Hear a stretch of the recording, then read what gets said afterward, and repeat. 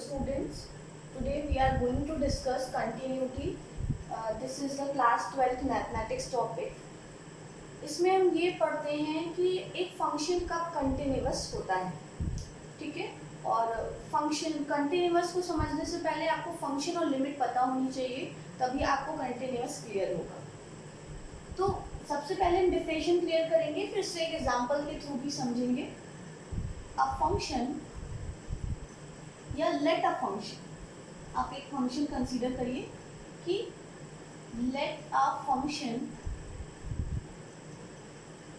fx, हमने क्या function consider किया, fx is said to be continuous at a point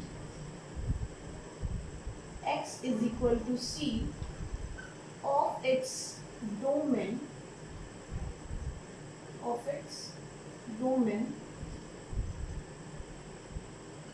if and only if limit of the function at that point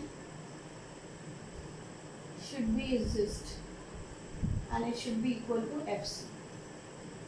पहले समझिए, एक function को continuous function कहेंगे उस पॉइंट पर, वो पॉइंट किसका है, उसी फंक्शन की डोमेन का पॉइंट है। हमने मान लीजिए एक फंक्शन है, हमने फंक्शन पढ़ा है ना कि f(x) such that x to y should be a function।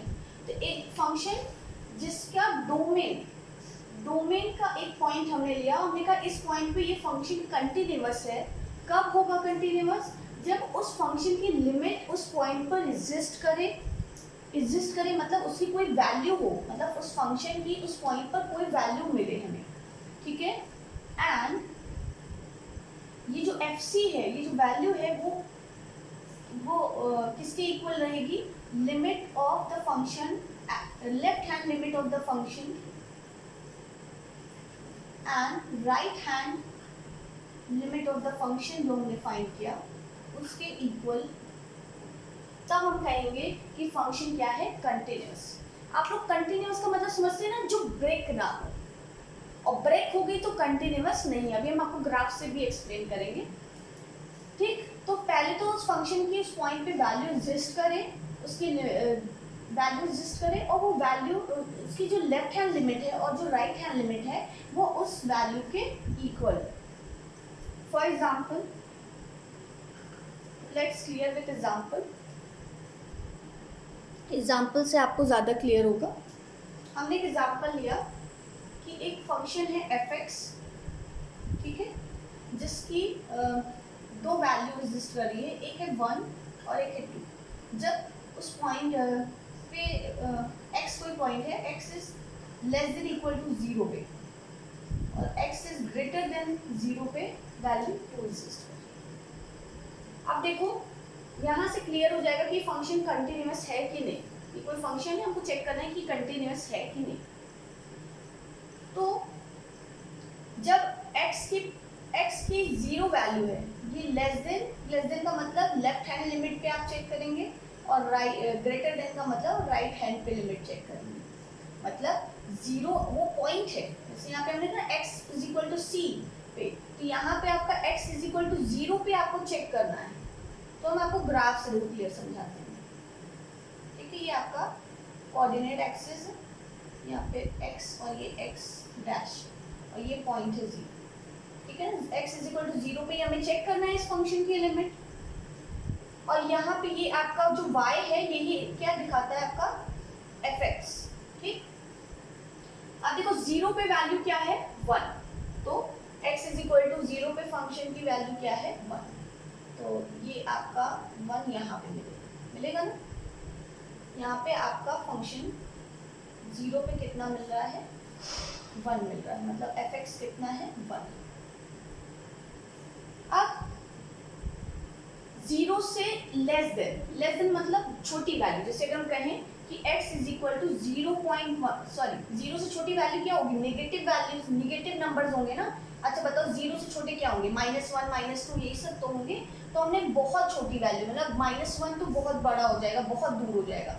हमने कहा 0.1, ठीक है, तो x की वैल्यू 0.1 पे आपको क्या मिलेगी, लेस देन 0 पे क्या मिल रही है वैल्यू, v1 मिल रही है। मतलब 0 से लेस वैल्यू पे फंक्शन की वैल्यू क्या आ रही है, 1 ही आ रही है। मतलब 0.1 ले लें या माइनस 0.1 ले लें या माइनस 0.001 ले लें, इस सब पे वैल्यू क्या आएगी, इन सब पे वैल्यू क्या आएगी, फंक्शन की 1 ही आएगी।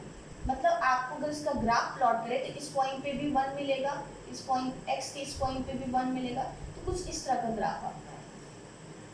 ठीक, अब x की वैल्यू x के ग्रेटर देन 0 पे हम चेक करें, मतलब 0 से थोड़ी बड़ी वैल्यू पे हम चेक करें, मतलब राइट हैंड लिमिट चेक करें। लेफ्ट हैंड लिमिट समझ रहे हैं कि उस पॉइंट पे, उस पॉइंट से पीछे की वैल्यू, ठीक है, पीछे की स्मॉल वैल्यूज, और राइट हैंड लिमिट मतलब उस पॉइंट से आगे की थोड़ी वैल्यू। तो आगे की वैल्यू मतलब 0 से आगे क्या मिलेगा आपको, 0.1, वहाँ माइनस 0.1 था, तो वो पॉइंट आपको यहाँ पे मिलेगा। अच्छा, आगे की वैल्यू के लिए ग्रेटर देन 0 के लिए फंक्शन की वैल्यू क्या आ रही है, 2, तो वो 2 यहाँ होगा, ये 1 है तो ये यहाँ पे 2 होगा। 0 पे तो नहीं है, मान लो यहाँ पे मिलेगा आपको, फिर यहाँ मिल सकता है। मतलब जितनी भी 0 से बड़ी वैल्यू है उस पर लिमिट क्या मिल रही है, उस पर फंक्शन की वैल्यू क्या मिल रही है, 2। अब देखो ये लाइन कंटिन्यूअस नहीं है, ये यहाँ पे ब्रेक हो गई फिर यहाँ पे, तो ये क्या है, नॉट कंटिन्यूअस। ये फंक्शन क्या है, नॉट कंटिन्यूअस। ये आप ग्राफ से बहुत इजीली समझ सकते हैं। और अगर यही चीज यहाँ पे भी 1 दे दिया होता तो आपको ग्राफ कुछ इस तरह मिलता, मतलब समझ रहे हैं कि इधर पॉजिटिव, मतलब राइट हैंड पे भी हमें क्या मिलता, 1 ही वैल्यू मिलती है, और लेफ्ट हैंड पे भी 1 ही वैल्यू मिलती है। तो एक स्ट्रेट, एक स्ट्रोक में हम लाइन ड्रॉ कर सकते हैं। तो जब एक जो ग्राफ है वो एक स्ट्रोक में ड्रॉ हो रहा है तो वो कंटिन्यूअस है, और अगर एक स्ट्रोक में ड्रॉ नहीं हो रहा है, ब्रेक कर रहा है, तो वो non continuous. Clear this? I hope you will understand.